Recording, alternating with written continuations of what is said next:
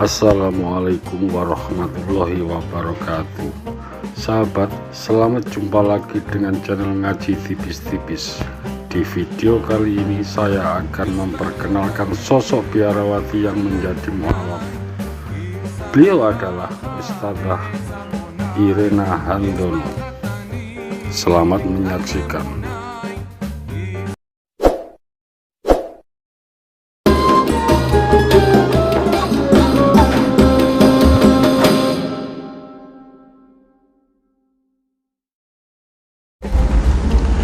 Saya lahir dari keluarga yang beragama Katolik.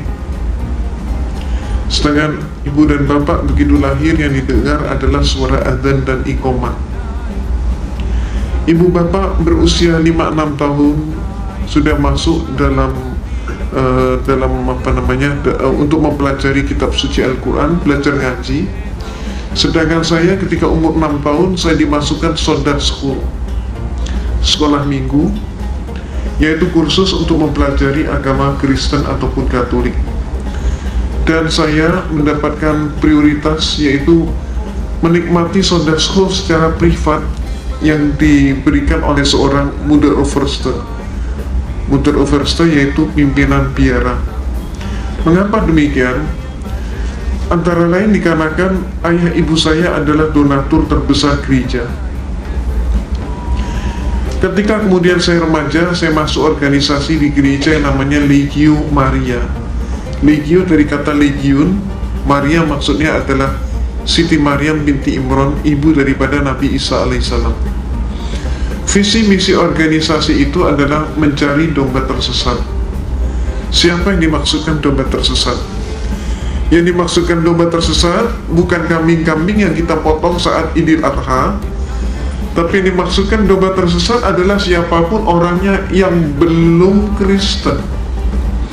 Jadi seperti seluruh daripada kita yang hadir di masjid ini, itu juga disebut sebagai domba tersesat oleh mereka. Dan inilah yang diprogram untuk dikristenkan oleh mereka. Di sanalah saya menekuni comparative religion, termasuk menekuni Islamologi. Tapi Islamologi yang saya terima di sana bukan untuk menyatakan Islam agama yang hak, tapi sebaliknya untuk menyatakan Islam agama yang jelek. Mereka menyatakan, kalau Anda ingin tahu tentang Islam, lihat saja umat Islam di Indonesia. Maka di Indonesia ini orang yang melarat agamanya apa? Islam. Yang bodoh agamanya apa? Islam. Yang kumuh di bantaran sungai agamanya apa? Islam.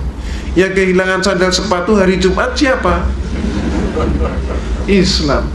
Yang gak mau bersatu, bercerai-berai terus siapa? Islam. Yang jadi teroris siapa? Juga dikatakan Islam. Maka teman-teman saya sepakat dengan kesimpulan bahwa kalau begitu Islam agama yang jelek. Pada saat itulah saya katakan penyimpulan itu belum benar. Islam jangan hanya dilihat di Indonesia, coba kita lihat bagaimana di negara-negara yang lain.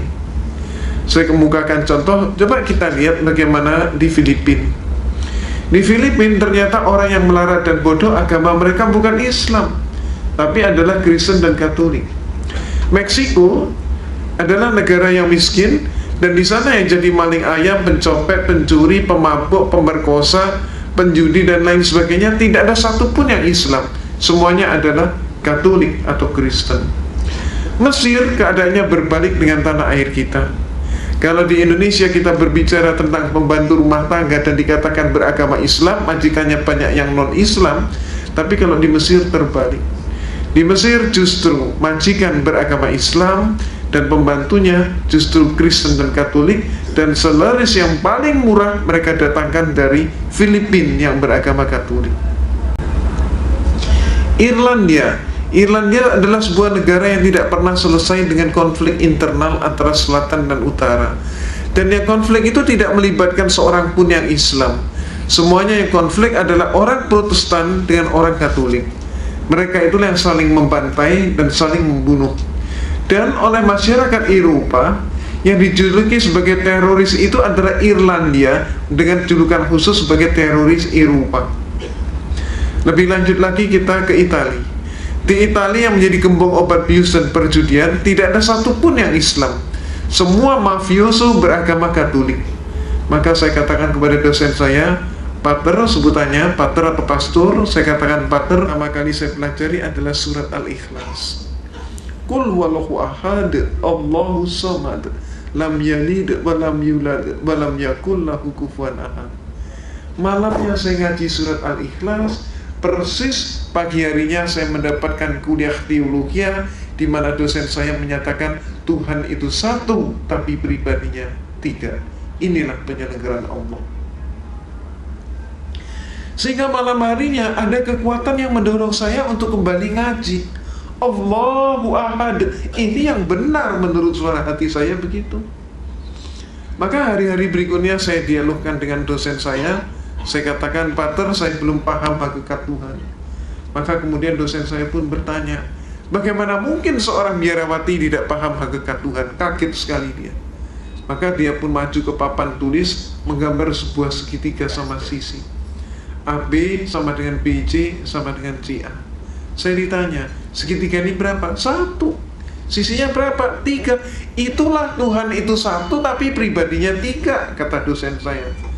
Maka kemudian saya pun mengatakan, kalau demikian Pater, suatu saat nanti kalau dunia sudah semakin maju, ipteknya pun semakin berkembang, Tuhan itu kalau cuma 3 pribadi tidak akan mampu untuk mengurus dunia.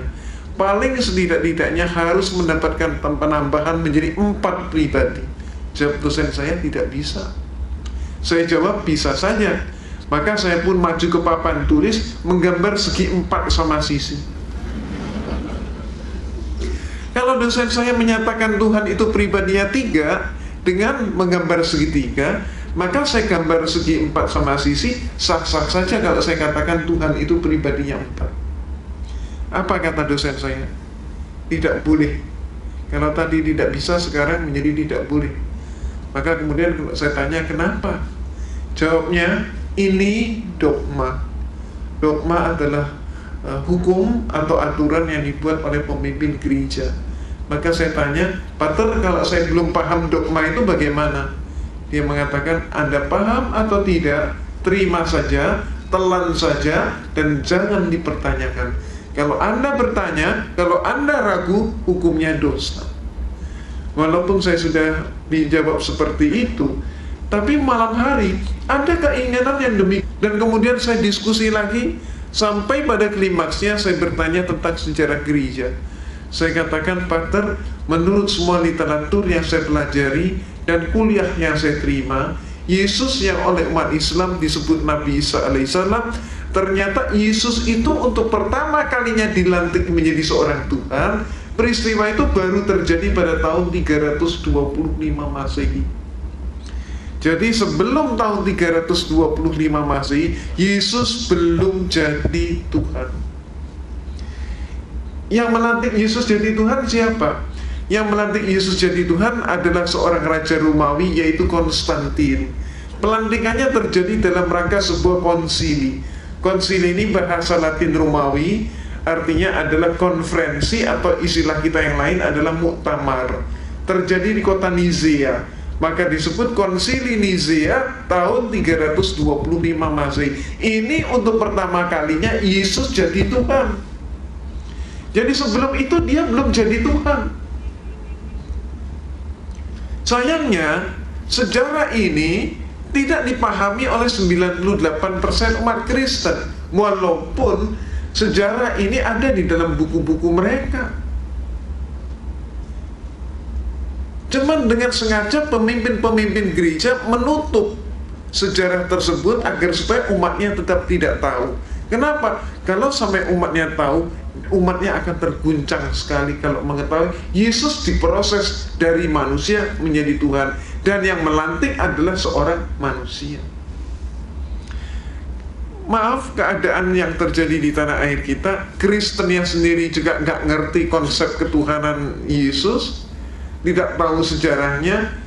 Mereka kemudian menyerang kita umat Islam dengan program kristenisasi dan pemurtadan, sedangkan kita umat Islam juga sayangnya nggak tahu sejarah itu.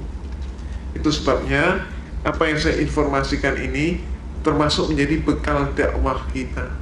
Kalau ada serangan, katakanlah yang hak itu hak, yang batil itu batil. Sejarah ini perlu diungkap.